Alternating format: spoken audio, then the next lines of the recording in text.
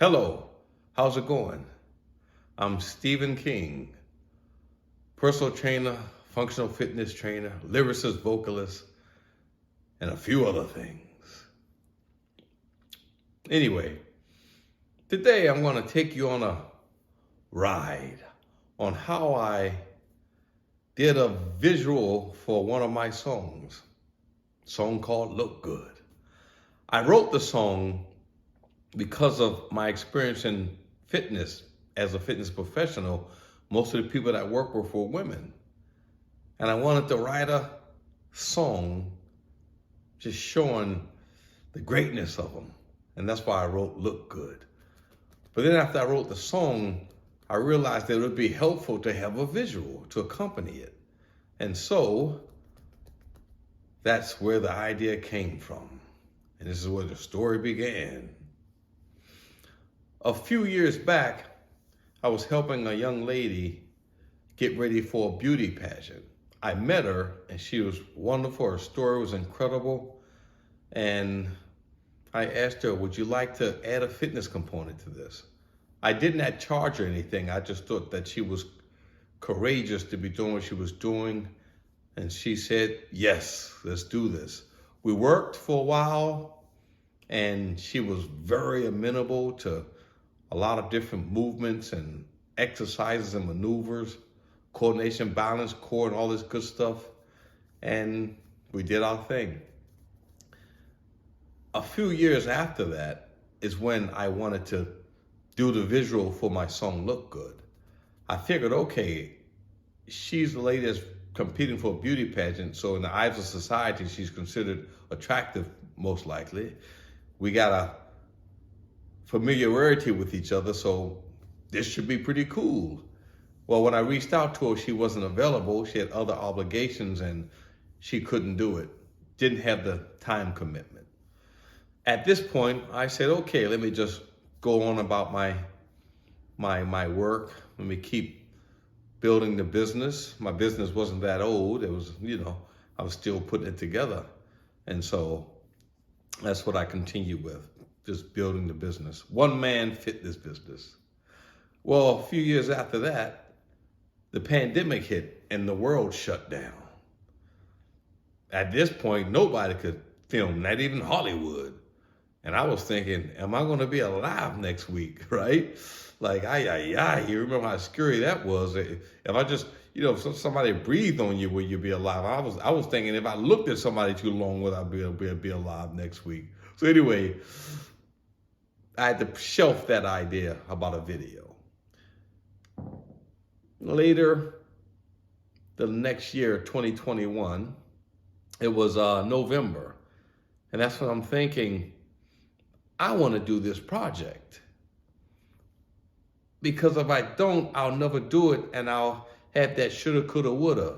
What if? I don't want to have what ifs. I want to have that later in life. I want to do what I want to do. So anyway, I figured let me see if I can get some young ladies, and I would like it to be multicultural, like Asian, Black, Indian, Latina, white. I was like, man, if we could put like that combo together, it just seems like it would be incredible to get a representation of like different people in this country. But then I realized around here, traffic is crazy after work. And what if these ladies live in different areas? There's just no way I could put all of them together. We would have to work together because these exercises and movements that we're going to be doing, we had to create a synergy, a flow, a rhythm, and we can only do that if we do it together. And if I had people that lived in different parts of the city, I'd probably get to see a couple of them on this day, a couple on that day, and try to put them all together on Saturday or Sunday, or both days if they would commit. But also I was going to compensate them for their time and effort and energy. And I just didn't think that it would work, so I scrapped that idea. The next idea, I thought, well, maybe I could use fitness trainers, female fitness people, trainers or group class instructors or whatever, But then I remember realizing at the time that I would want to work with them, that would be the time that they'd be working with their clients. And so I'd be pulling them away from income and revenue. And I would have to compensate them for that lost revenue. I'm thinking like $150 per person, because they would have to commute to where we're training, do 1 or 2 hours of training, go back home. $150 times 3 for 3 people, $450. Can't work. Can't make this happen. So I had to scrap that idea. Ay, ay, ay. This was like November, December when I was strategizing this, but I wanted to shoot in May, June of the next year, 2022. I didn't want to go past June because July sometimes can be a scorcher around here. And we would have to do a lot of exercises, maneuvers on camera, multiple takes of one exercise from different angles. And it's like, if it's a scorcher out there, there's no way that this is going to be good. So the pressure time was on me to get started, to find the participants, to get started. I had no idea how long it would take for us to get it, for them to get in shape. Would it be 3 times a week, 2 months, 3 times a week, 4 months? I had no idea. So I had to get started quickly. Ay, ay, ay. It was after we'd gotten our vaccinations and things, and so the world was safe at that point, right? We got inoculated, so it's not like we're gonna die if we catch it. We can get together and do some things now. You may be wondering, well, Steve, you're a personal trainer. How come you didn't just use your clients? Well, my clients, the average age is 62 years old, 40s, 50s, 60s, 70s, 80s. They are not interested in being on camera exercising. Not gonna happen. So that's why I didn't use any of my own clients. Okay, it's December 2nd, and I send out the message. I didn't send it out to a lot of people because this is what was going to be the scenario. I would have young women, 20s, 30s, and I was going to train them, fitness professional, and I was going to compensate them for their time and effort, right? Because, you know, they're committing to my project. So I didn't want a bunch of people responding. See, I started with 3 people, and after a month, 1 or 2 of them are like, Steve, I got a new job and so got a boyfriend. I just can't do this anymore. And that would have been a month of me committing my time, effort, energy, and money to somebody who wouldn't stick with it. So you see how tricky that was, how finicky it was, right? I needed to get a hold of somebody that was serious and was going to stick with this. And I didn't know how to find that person. So I sent that message out to a few people. One of my friends responded. Her name is Cammie. She happens to be the taller lady in the video. She says, I'm going to read it to you. Oh, awesome. I can definitely ask a few friends. I am actually planning to stop school after my finals next week, and I really need to get back in shape. Not sure if you want me in your video or not, but I would definitely be willing to help and no payment needed. And I'm like, are you kidding me? Oh my God, I hit the jackpot, because Cammie, when she says she's going to do something, she is dedicated to the end. She crosses the finish line. She's like a train locomotive on its tracks. It's going to reach its destination. So when she said yes, I'm like, heck yeah, let's go ahead and do this. Let's do this. So, I got one model, one participant. We meet on a Friday, and this was 2 Fridays before Christmas. Christmas was on a Saturday in 2021. We did one session. We were going to meet the following Monday. We were meeting at her job after work around 6:30, 6:45. And she didn't feel well over the weekend. I'm thinking, okay, a little slight cold or something, allergies, I don't know. Week goes by, during the middle of the week, she still wasn't ready. And I'm like, dang, I got finally get one model, we get one session, and she's a little ill. Well, it turns out on Saturday morning, Christmas Day, at 11 o'clock, she went to the emergency room and had malaria. Malaria? I've never met anybody with malaria. Oh, how'd you catch that? I always hear about people in other countries catching that, not in America. Well, it turns out that she went to her husband's native country for a weekend and got maybe bit by a mosquito or whatever, but it did not show up immediately. And so now she's in the hospital with malaria. I'm like, yay. Like, how did this happen?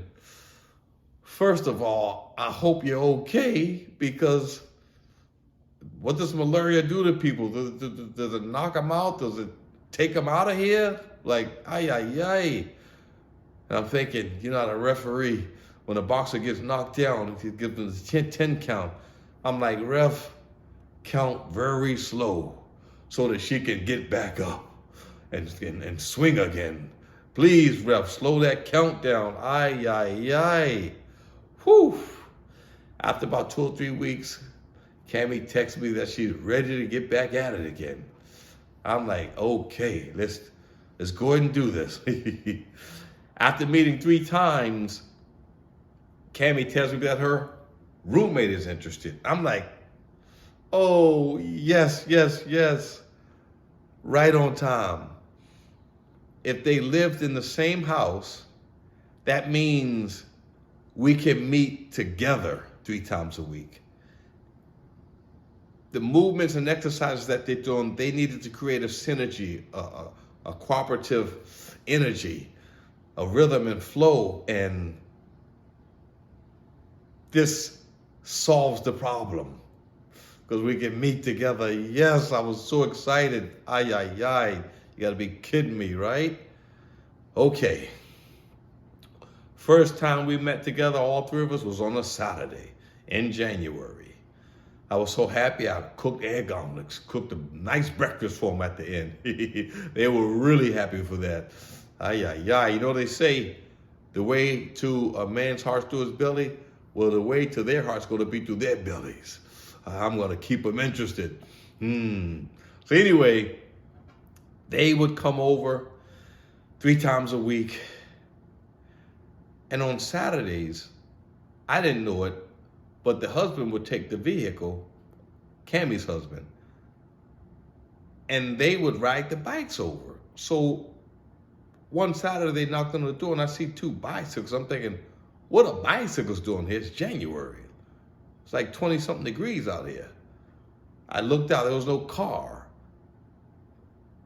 Like, you ladies are that motivated to ride a bike 45 minutes in January and then do a workout and then ride back? I'm like, I hit the freaking jackpot here. Are you kidding me? They were motivated, man. Oh, man. Okay. One day they rolled over and it was 26 degrees. And at this point, I'm thinking, they're riding on sidewalks and the sidewalks had ice on them. And, please don't fall. Want to keep you in want to keep your body in one part. We don't want you to break anything, right? We want you to stay safe and healthy until we finish. Well, forever stay safe and healthy, but especially while we're doing this video. So anyway, I started to pick them up on Saturdays. Let's forget all that bike riding. Okay, we're going steady. Next thing I know, Cammie says, Cammie is the taller one, Kelsey is the shorter one in the video. Cammie says, Steve, I'm going on a 10-day work trip. And I'm thinking,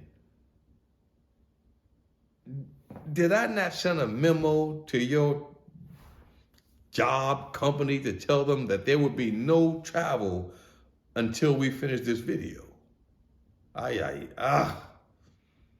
Well, while she was gone, I worked with Kelsey on some of the things that she needed to get better with.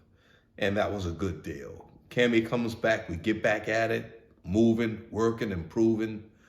The next thing I know, Kelsey says she's going on a trip.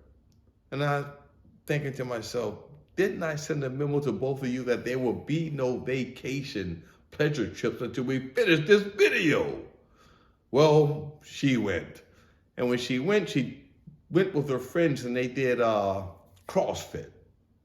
She had done it in October before she met me, before we started the program. And she said that it like kicked her butt. But this time she said, oh, it was sort of a breeze. And after some of the exercises and maneuvers, her buddies were on the floor like gasping for air. And she was just walking around floating with the butterflies. So that made me feel good because that meant that what we were doing was working. It was doing what it was supposed to. Yes, yes, yes. Okay, we're back in the flow. And guess what? Cammy says, Steve, I'm looking for another house to buy. And I'm thinking, I was supposed to send a memo that there would be no substantial distracting activities until we finish this video. But Cammy, being Cammy, there's no way to deter her. So she's gonna look for a house. Actually, she found a house. I went out looking at a couple of houses with her and the real estate agent. It was pretty fun and interesting. I was actually hoping that she did not find a house until after we finished the video.